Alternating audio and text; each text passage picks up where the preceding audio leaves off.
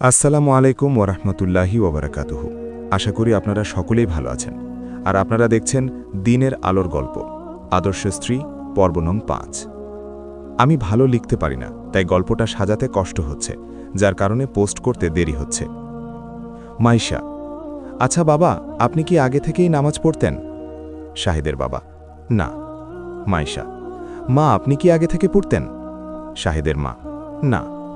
মাইশা: শাহিদ যখন আপনার গর্ভে ছিল তখন কি আপনি নামাজ পড়েছেন, পর্দা করে চলেছেন, ইসলামের সব বিধান মেনে চলার চেষ্টা করেছেন, ভালো সন্তান লাভের জন্য দোয়া করেছেন? শাহিদের মা: না। মাইশা: তাহলে কি করে ভালো সন্তান পাওয়ার আশা করছেন, নামাজ, রোজা, পর্দা এবং শারিয়ার অন্যান্য নিয়মকানুন পালন না করে? যারা সিরিয়াল নিয়ে বিজি থাকবে, ইসলামের প্রতিটা নিয়ম অমান্য করবে, তাদের গর্ভের সন্তান কখনো আব্দুল কাদের জিলানী রাদিয়াল্লাহু হবে না। তাদের সন্তান চিত্রজগতের নায়ক নায়িকাদের মতোই হবে।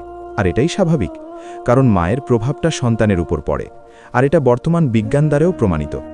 বিজ্ঞান বলছে, যখন সন্তানের মধ্যে প্রাণের সঞ্চার হয় তখন সে তার মায়ের কার্যকলাপ দ্বারা প্রভাবিত হয়।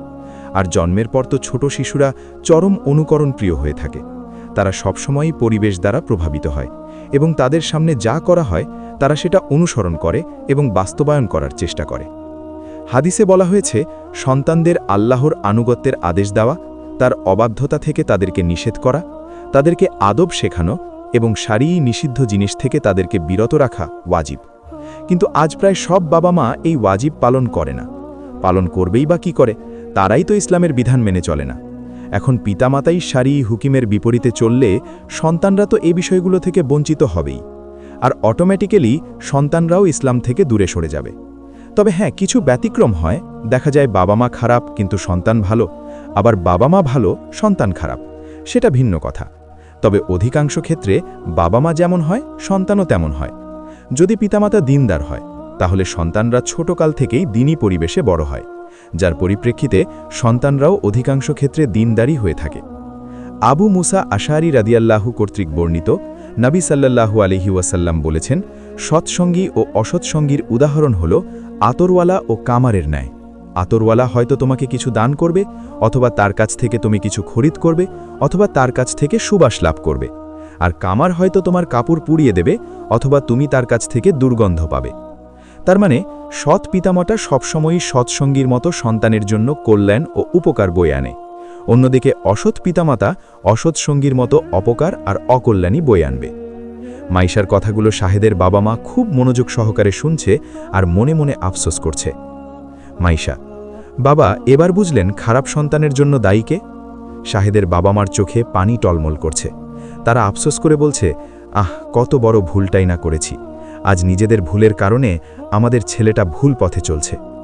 শাহেদের বাবা: হ্যাঁ মা, এবার সব কিছু পানির মতো পরিষ্কার হয়ে গেছে। আমাদের ভুল আর শারীরিক দায়িত্ব অবহেলার কারণে আজ আমাদের ছেলে ভুলে পথে। কথাগুলো বলেই শাহিদের বাবা কেঁদে দিলেন। মাইশা: বাবা, এখন এভাবে কান্না করে কোনো লাভ নাই, তাই নামাজে কান্না করে ওনার হেদায়েতের জন্য দোয়া করেন, কারণ ছেলের জন্য পিতামাতার দোয়া সবচেয়ে বেশি কার্যকর। আল্লাহ তাআলা পরম করুণাময়, অতি দয়ালু। আল্লাহ যে কোনো সময়ই বান্দাকে মাফ করে দিতে পারেন। আল্লাহ তাআলা এমন কোনো সময় নির্ধারণ করে দেননি যার পরে আর মানুষের পরিবর্তন বা সঠিক পথ পাওয়া সম্ভব নয়, বরং যে কোনো সময়ই তা সম্ভব।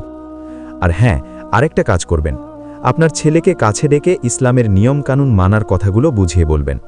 ইসলাম মানলে কি লাভ আর না মানলে কি ক্ষতি, এসব ওনাকে বলবেন। শাহিদের বাবা: ঠিক আছে, তাই করব। আচ্ছা মা, অনেক রাত হয়ে গেছে, যাও এবার ঘুমিয়ে পড়ো। মাইশা: আচ্ছা বাবা। তারপর মাইশা ঘুমোতে চলে গেল। রাত ৩টার সময় ঘুমুখে তাহাজ্জুদ পড়ে একটু কুরআন তেলাওয়াত করে আবার ঘুমিয়ে পড়ল। ফজরের আজান শোনা মাত্রই আবার ঘুম থেকে উঠল। প্রতিদিনের মতো আজও শাহেদকে ডাকতে গেল। আপনাদের একটা কথা বলাই হয়নি, শাহেদ আর মাইশা আলাদা রুমে থাকে। কারণটা হয়তো আপনাদের অজানা নয়। যাই হোক, এবার চলেন দেখি আজ শাহেদকে ডাকতে গিয়ে মাইশার ভাগ্যে কি অপেক্ষা করছে। মাইশা শাহেদের রুমে গিয়ে তো অবাক। ভাবছেন অবাক কেন? কারণ আজ শাহেদের বাবা শাহেদকে নামাজের জন্য ডাকতে এসেছে। শাহেদের বাবা: শাহেদ, এই শাহেদ, আজান দিয়েছে বাবা, ওঠো তাড়াতাড়ি। শাহেদ ওর বাবার ডাক শুনে ঘুম থেকে লাফিয়ে উঠল। তারপর ভয়ে 2 গালে হাত দিয়ে ওর বাবাকে বলল, বাবা, মাইশা আমি কিছু বলিনি। ছেলের কাণ্ড দেখে শাহেদের বাবা হেসে দিলেন। তারপর ছেলের মাথায় হাত বুলিয়ে দিয়ে বললেন, ভয় পেও না, আজ তোমাকে মারতে বা বকা দিতে আসিনি। দুনিয়াতে যেমন আমরা একসঙ্গে আছি, মৃত্যুর পরেও যেন আমরা একসঙ্গে জান্নাতে থাকতে পারি, সেজন্যই তোমাকে ডাকতে এসেছি। শাহেদ: মানে? বাবা: মানে আজ থেকে তোমাকে নিয়মিত 5 ওয়াক্ত নামাজ পড়তে হবে, আর নামাজ পড়ার জন্যই তোমাকে ডাকতে এসেছি। এখন তাড়াতাড়ি চলো, না হলে জামাত শুরু হয়ে যাবে। শাহেদ: ইয়ে মানে বাবা।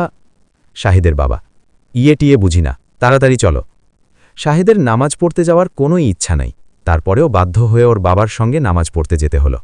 শাহেদকে নামাজে যেতে দেখে মাইশা তো ভীষণ খুশি, শাহেদের বাবা মাও অনেক খুশি। তারপর বাবা ছেলে মসজিদে আর শাশুড়ি বৌমা বাসায় নামাজ আদায় করে নিল। চলবে ইনশাআল্লাহ 6 নম্বর পর্বের জন্য অপেক্ষা করুন।